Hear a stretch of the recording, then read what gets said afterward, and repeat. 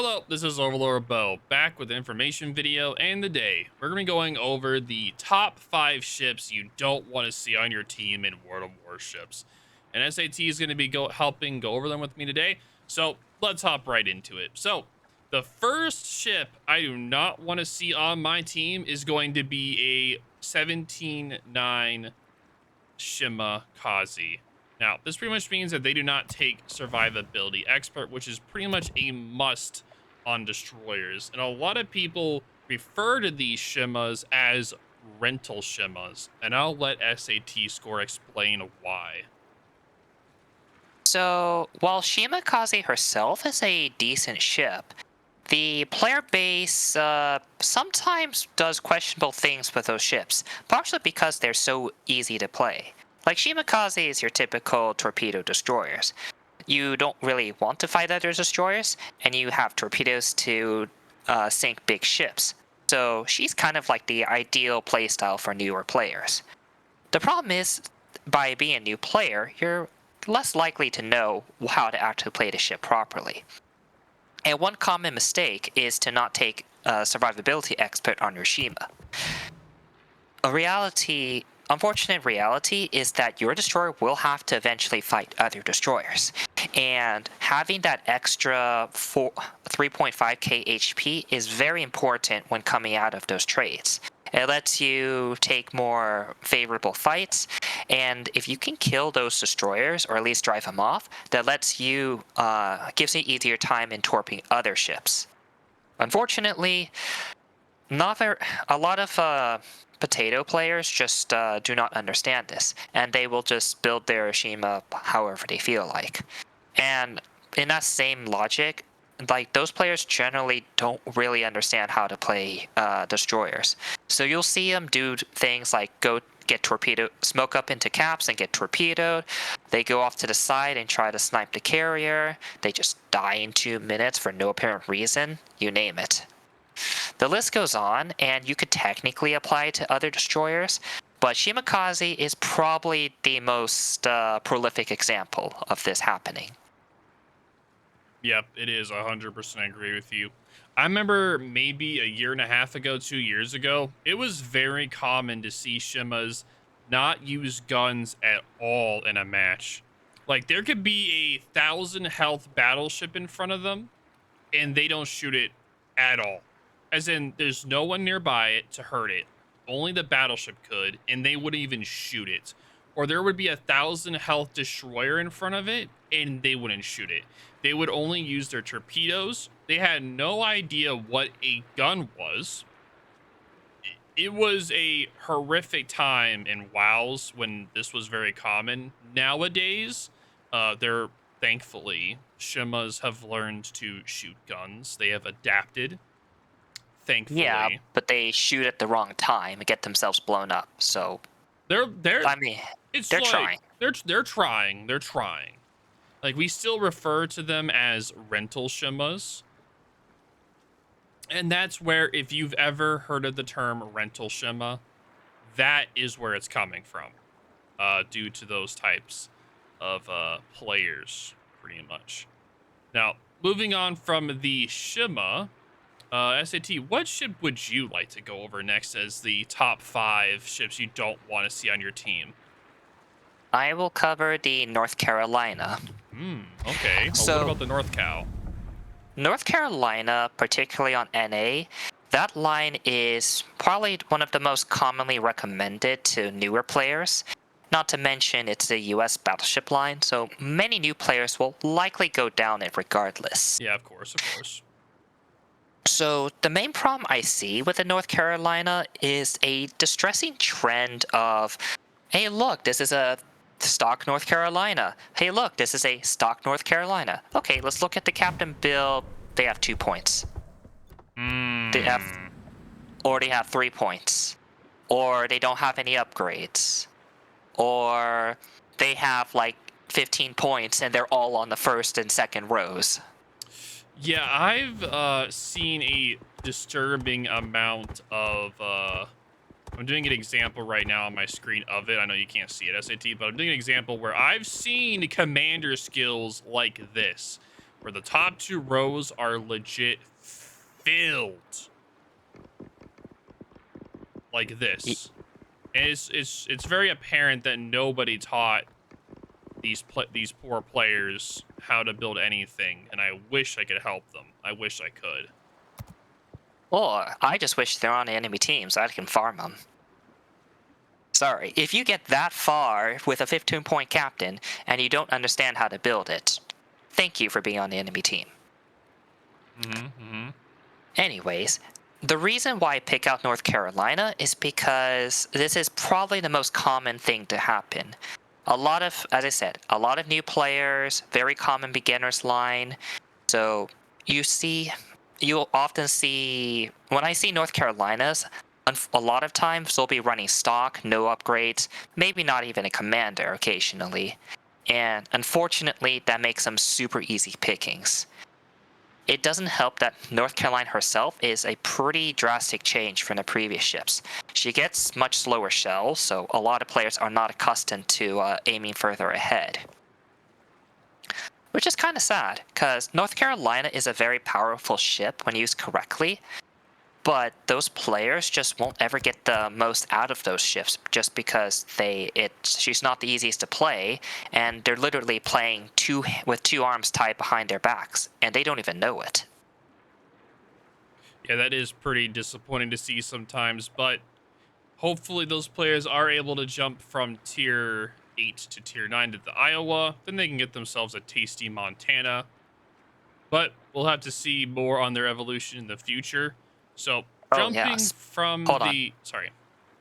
Speaking of Iowa, Iowa is also kind of a candidate for this list, but we're not including her because she's very similar to the North Carolina. A lot of older players will also play Iowa just because of her historic relevance. But anyways, Iowa sometimes suffers from the very same problems North Carolina does. Just you see questionable builds, no upgrades, completely stock, you name it. Yep, exactly. So that was SATs. Now I'm going to do mine. One of my top warships I see is going to be the Midway.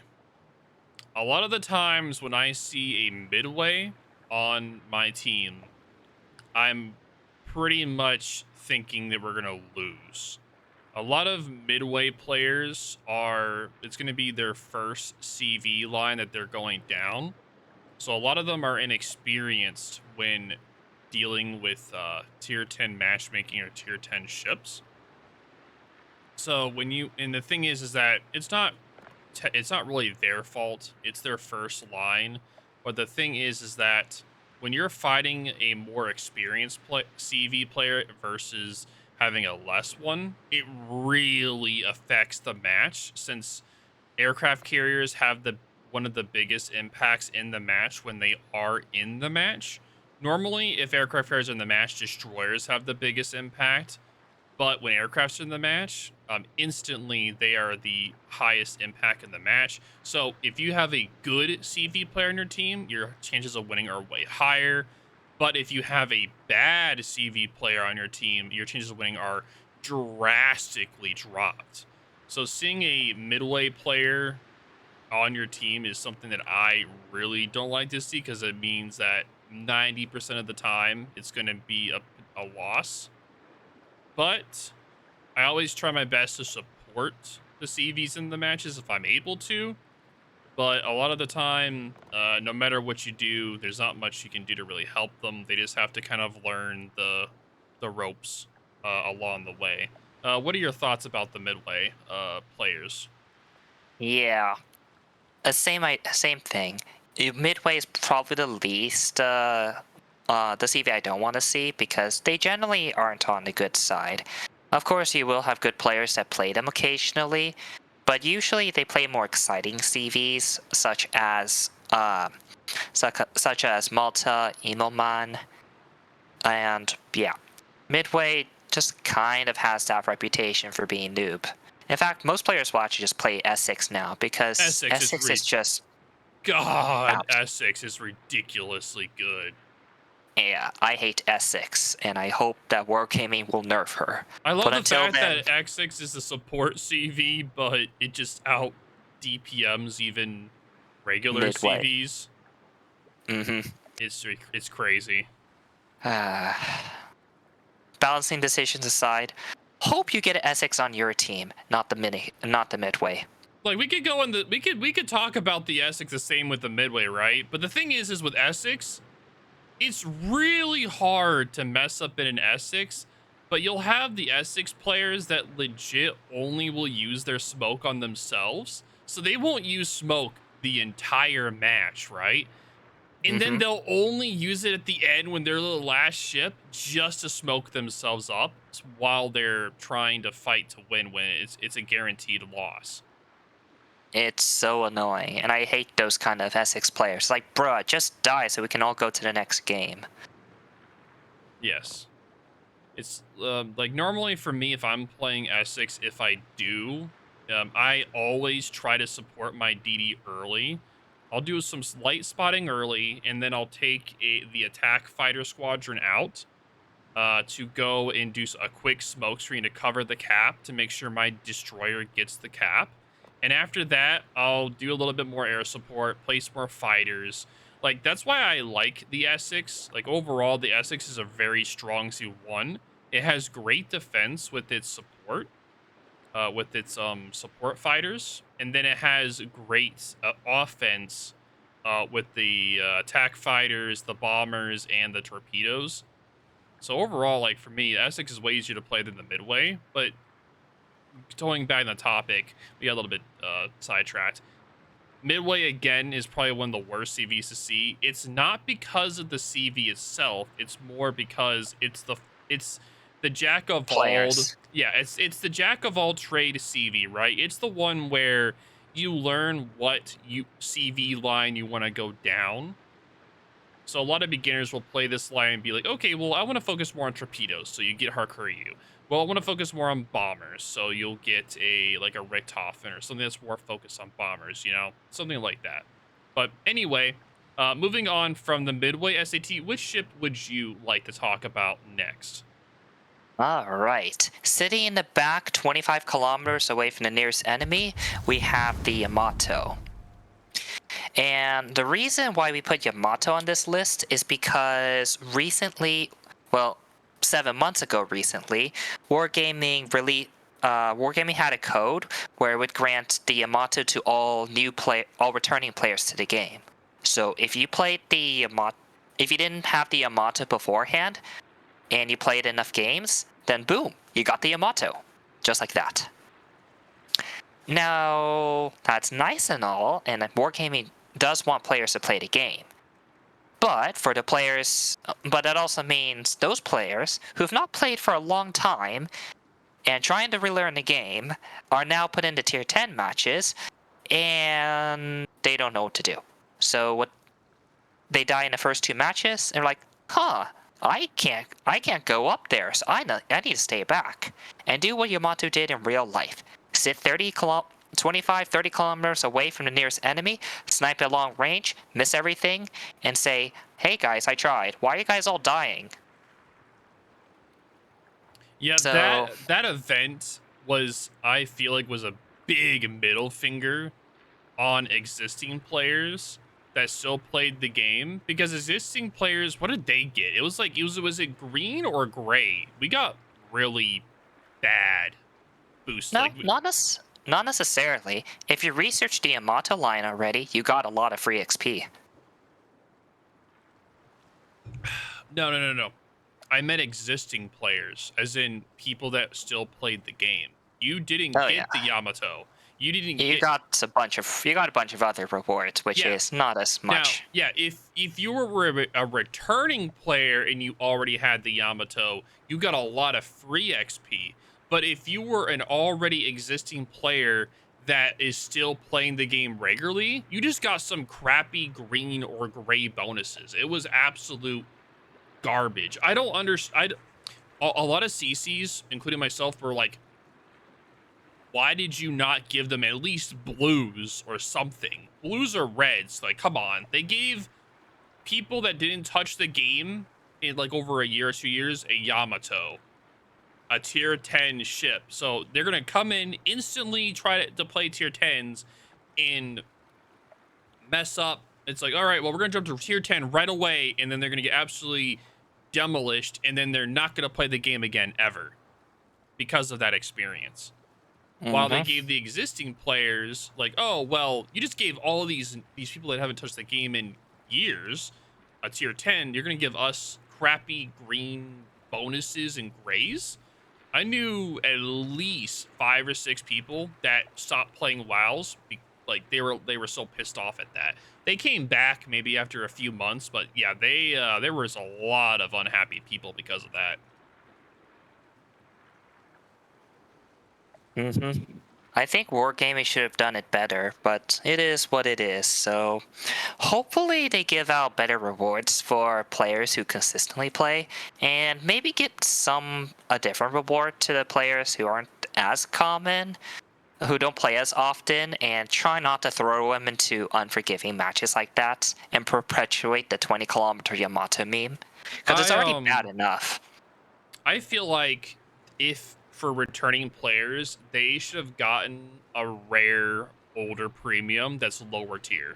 A tier that people aren't going to be as annoyed about them playing. Like a tier 6, a tier 5, a tier 4. Something that's older, rare, that's really cool, right? I Mm-hmm. remember, oh, so this is for me example, right? I played the beta of this game, right? I got the Mm-hmm. beta, and I stopped playing the game for years. I Whenever I started getting back in the game, I was given a Julio Cesare as my return gift. And that got me to keep playing because I had so much fun playing it at tier 5. I had so much fun playing it. And I just kept playing and playing and playing, and then I, started streaming the game, and then I started making YouTube, and here we are. So to me, having a fun lower tier ship where they can have more fun goofing off would have been like the best for a returning player rather than just throwing them to the wolves at tier 10. Because these players that are returning also probably haven't dealt with submarines yet. So they're going back dealing with new aircraft carriers, new submarines, and they haven't dealt with these mechanics in so long, they're gonna be incredibly rusty. So maybe next time they do this, if they do it, they do it more at a lower tier. I'd be way more like I feel like they can be way more happier, because it also would help increase the player population at lower tiers. Mm-hmm. Like they already did this in a sense. Horse 43, no, don't need to play much in order to get her, and she was spammed for quite a Oh while. yeah, she still Like, is. I know players that religiously played. It's like, oh my god, this is so much fun because you could go down at sevens and brawl, and everyone was having so much fun. Like it was really. I was playing the Horse 43 at lower tiers. It was so much fun to play. Everyone was just brawling and having a good time. Like, because the lower tiers are more meant for brawling and goofing off to me, and then the higher tiers are more like for the more serious kind of gameplay. So for a lot of players, they had a lot of fun being able to goof off while grinding credits on the Horse 43 and grinding Commander XP. It was fun overall. I feel like the Horse 43 event overall, like, yeah, it kind of messes with the old Horse, but the fact you could get the Horse 43 for free by just playing the game was a very nice touch from World of Warships. hmm But anyway, that was the Yamato. Now, the final ship on our list on ships you don't want to see on your team is unfortunately going to be the Bismarck. And I'll let SatScore cover this one.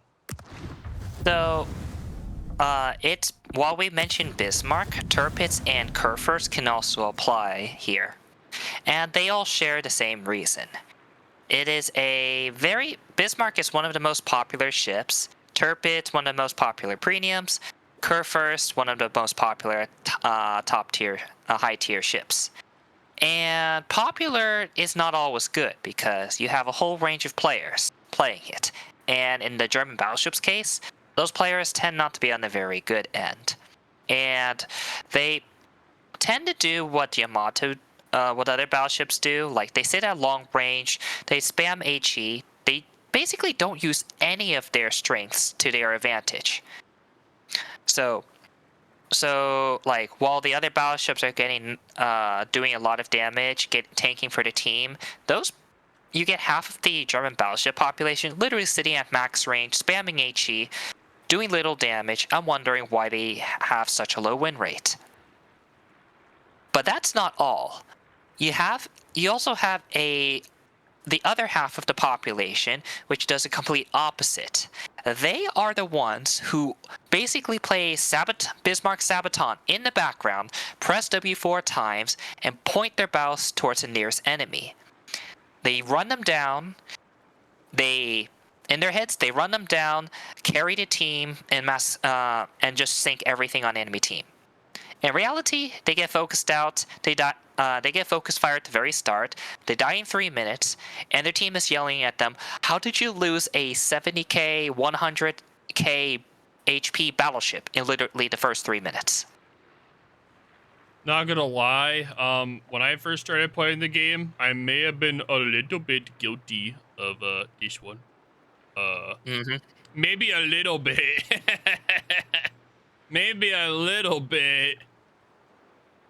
Just a little. I did it in the GK though, for sure. The Kurfürst was my first. I went from GK being my first tier 10, going from that to Kleber. That was such a terrible time for me. I remember that. Yeah, it is probably the rudest awakening you'll get because once you hit the high tiers, you're gonna wonder, wait a minute, why can I not just press W into my German battleship and sink like 3 enemies? What's going on here? Yeah, it was pretty awful. Yeah, like German battleships are advertised as secondary monsters and pretty tanky ships, and best used at close range. So naturally, people are going to try to use their ship's strengths to their advantage. They don't use them, but a lot of players don't understand the nuances, so they just try to apply it without understanding how it works into the overall matchmaking picture. So they just YOLO in too early, they get focused down and die, and wonder, wait, why are German ships so bad when it's not the ship's fault? Yeah, the German ships are meant to be kind of mid to late game pushers. Early game, you stay longer range. You wait for opportunities to see when the team's HP is lower. And once you have an opening, you just shove it and W key it in. And at that point, you are going to absolutely massacre the enemy team. And that's normally the best way to play the German battleships. You sit at medium to long range, you wait for your opportunity to push in, and then you do it. You save and make sure you save your HP for those pushes. And that's, of course, for the tech tree. We're not talking about ships like the Mecklenburg, where that ship is meant to be more of a long-range HE and AP BB. It can still move in late game, but it's not as tanky as its tech tree counterparts. Mm-hmm. So remember, this list is kind of the reputation these ships have. A good player can still work wonders with any of the ships we've mentioned. It's just that because of the players that typically play those ships aren't quite the best. You see those, you're like, wait, when you see those ships in battle, you're like, oh no, it's most likely going to be one of those players. And it's not the ship's fault. Yep, exactly. Well, that is going to be it. If you guys have your own top 5 ships you don't want to see on your team, make sure to write them down in the comments down below. But this is OverlordBou, and thank you so much to SATs for helping out today, and I will talk to y'all later.